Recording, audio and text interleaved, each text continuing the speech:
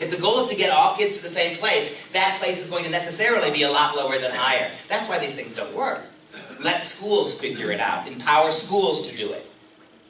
And so, one last brief history lesson, and then we coast to the end of the presentation. The Common Core, because one of the other things I want to do, besides exploding the ridiculous talking points, and I know you see this now, right? You can't do Common Core in 20 minutes. You can't do talking point versions of Common Core. That's what the left does. Here's a couple bullet points. It's state-led, it's governor-led, it's standards, not curriculum. All right, and they pass this out in the schools, and what percentage of our moms and dads who just read that think, oh, okay, that's fine. This whole thing was dug deep. It was widely thought out. It is conspiratorial how it was done behind closed doors. You can't do this in 5 minutes. And the other thing I'd like to do, besides blowing up all those myths and showing you what Common Core really is I would like to deconstruct some of this stuff as well. The idea that Common Core was transparent or open, if this is such a good thing, why is it cloaked in so much mislabeling, secrecy, lying, deceit? You know, people like me and Josh Katz and hundreds of others of us are touring the country lecturing about why Common Core is bad. Where do you go to hear a pro-Common Core speech? You know what you can't? You know how often we've begged them to stand on stage with us and debate us? If what we're doing is so transparently wrong, it should be the easiest thing in the world to poke holes in what we do. They will not debate it. They will not do talks like this for you. They will not come out in public. And when you try to talk to them in the schools that your kids go to, they will not let you talk to them collectively. They will not open up the auditorium, bring 100 moms and dads, and no, one by one they'll let you come in. Do you know Ari Duncan sent a memo to all American schools saying, do not talk to people collectively about Common Core. Insist on talking to them, because if they bring you into the superintendent's office, your mom or a dad, they bring you into the principal's office and isolate you from everybody else who doesn't like Common Core, then they tell you, right, we're not getting any complaints, this is your problem, right? It's intimidation. If this is so good, it should be easy enough to prove. Well, Common Core did one other disgusting thing that you might be tempted to think was a good thing. Way back in 2009-10, when they had written the standards, they created a panel called the Validation Committee. They brought in a bunch of people, paid a bunch of people to come in and look at the standards, and if they weren't any good, throw them out. Or they get complete carte blanche to change, to throw the standards away, to start over, tear them up and start over, whatever they wanted to do. Interestingly, on this committee of 29, they only brought in one expert of English and one expert of math. That's it. They brought in a bunch of activists, they brought in some low-level middle school and high school teachers, and again, please recognize what I'm telling you. If you teach high school geometry, that's great. We need good high school geometry teachers. But a high school geometry teacher does not have enough math to be able to assess a national standard. There were only 2 people on the committee who could. 2. The math professor is a guy by the name of Professor James Milgram, a Stanford University math professor, retired. He's serious. This is the guy that Milgram did much of the math calculations for the Apollo moonshot in the late 60s. He's got that kind of math. And he said of Common Core, by the way, he voted no. To throw them out entirely, he said. He said, quote, it's an absolute joke to think that Common Core math will prepare your kids for college-level math or even for STEM careers. Science, technology, engineering, and math, it won't do it. The English professor was Dr. Sandy Stotsky. She's been to your state a couple times already. And Sandy is considered to be the foremost ELA specialist for developmental kids in the country. She also voted no. By the way, Stotsky and Milgram are both Democrats. Stotsky also voted no. And she said, quote, the new standards in English and reading will set our kids 2 years behind the rest of the world when it comes to reading and reading and English comprehension. These 2 experts convinced other people on the panel to vote no. And do you know what happened? The Common Core Committee just kind of wrote them out of the final document and validated anyway. Simply removes them, their paid experts, from the discussion and validated with the people who were for it. That's what happened. And when you talk to your administrators about this, they're just standards. Let's talk about the standards. They're not going to talk to you about this. So that's why Stotsky and Milgram are both traveling the country warning people of what this junk is. So this comes directly from standards. Here's what my second definition of Common Core. Look at Common Core as a stool. And a stool needs 3 legs to stand or it's going to fall. Each of the 3 legs is equally valuable because you pull one out, the thing collapses. Here are the 3 legs. You've seen them. 1, the federal government. The only reason it's in your schools, bribing states to take it and blackmailing states who don't want it or want to get out of it. The federal government, the Common Core people, and then the textbooks companies, the publishers. These 3 things are what Common Core is, and you cannot separate them or the whole thing collapses. So having taken that into account, this comes directly from Sandy. Well, we know in Common Core English, right, through the text, the only thing we have to teach at the textbooks, that Common Core, up to 50% in Common Core English of the literature that our kids have historically read in classrooms is being pulled in favor of informational texts, much of which comes directly from the federal government. So as Sandy points out, our kids, when you read the great classics, whether it's Huckleberry Finn or Hamlet or the Odyssey, you don't know what Homer's politics were. You don't know if Homer was a Democrat or a Republican. You read great literature because you involve with ideas and concepts. And when you put your kids to bed at night, why do you read them stories that make their little eyelids flutter and their hearts pound? If you want to put kids to bed at night, shouldn't you read them a Bill Gates computer manual? I mean, wouldn't that put them right out? But you don't, because you know that kids learn how to read and love reading through stories. Much of that storytelling is being yanked out and being replaced by government propaganda. Here's some examples. They're called informational texts. By the time your daughter's in 9th grade English, she'll be exposed to things like recommended levels of insulation, a report released in 2010 by the EPA and the Department of Energy. I've read it. It's a 40-page regulatory manual that simply talks about the environmentally correct way to insulate a building. Is this the kind of stuff that's going to make your kid want to read? And all of it, as Sandy points out, is one-sided government leftist propaganda. She says about 40%, and you can see them online, about 40% of the informational texts deal with man-made global warming. Nothing contradicts it, it's all for it. And almost every one of these global warming texts blames America in a vacuum. They don't talk about the global problem, assuming one even exists. They don't talk about it. They don't cite other countries that pollute. The warming, the climate damage is exclusively portrayed as an American problem. The last little essay, how about that one by the time your kid's a sophomore? The evolution of the grocery bag.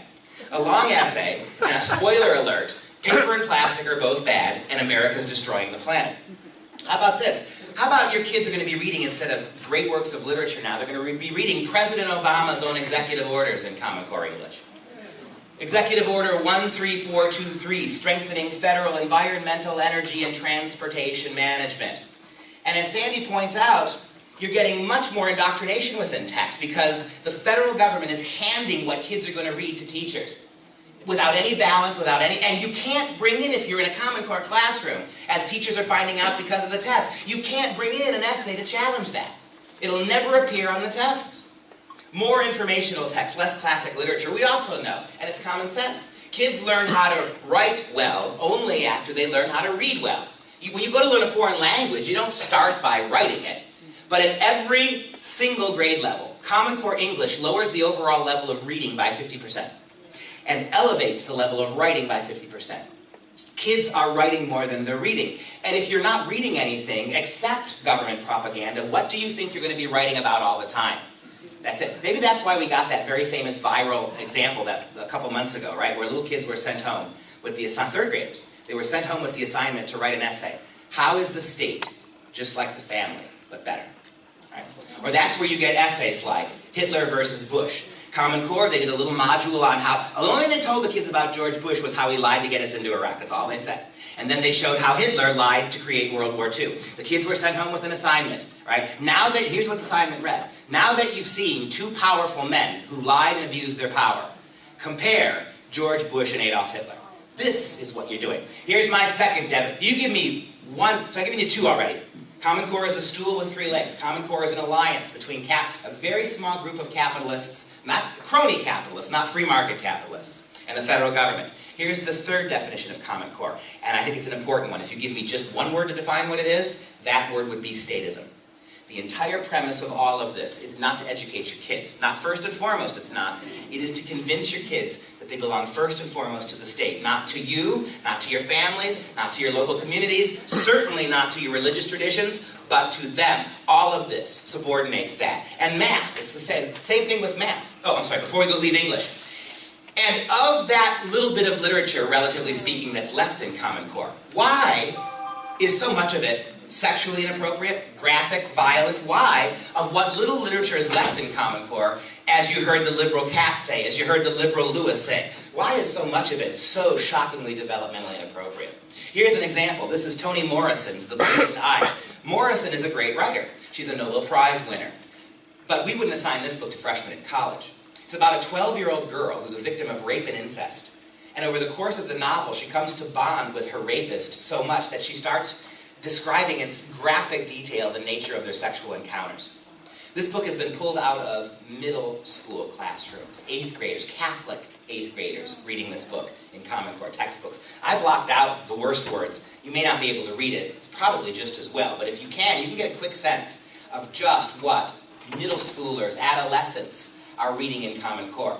And as Sandy points out, Sandy Stotsky, there are dozens and dozens of books like this, equally graphic. Books like Black Swan, Dreaming in Cuban, that are Common Core exemplar texts. And for the youngest kids, they're not reading hardcore pornography like this, but they're reading things just as bad. How about that assignment that came out just a couple weeks ago, where kids were, a group of kids, I think they were 4th graders, were sent home with a paragraph, 8-sentence paragraph, 4th graders. They had to read the paragraph and then write what the theme was, a sensible argument, get kids to read a paragraph and see if they can figure out what it means. Well, here's how the paragraph for 4th graders began.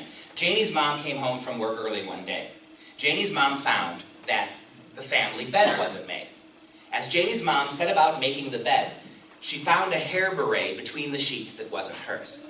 8 sentences later, 4th graders had to conclude that dad was having an adulterous affair in mom's bed for 4th graders. Even math questions have been skewed. Even math now has been sexualized in the way they ask the questions. How about that famous example from a little while ago in Detroit, Michigan, where little kids were doing a ratio assignment. I think they were 3rd or 4th graders too. They were doing they were 6th graders. They were doing a ratio assignment, percentages. And there was a little stick figure drawing of a woman and 3 little stick figure drawings of men. The woman was sleeping with all 3 men. So the students in 6th grade had to determine the percentage of which of the 3 men were the baby daddy. And they used the word baby daddy. Why are math? Remember what I said to you about math?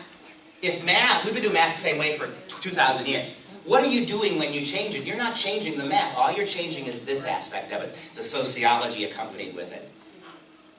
Sandy says, right? We need to explore why. Why so many of these exemplar readings are out of place. Not just in the subject area Common Core puts them, but in a high school curriculum altogether. What are they doing there?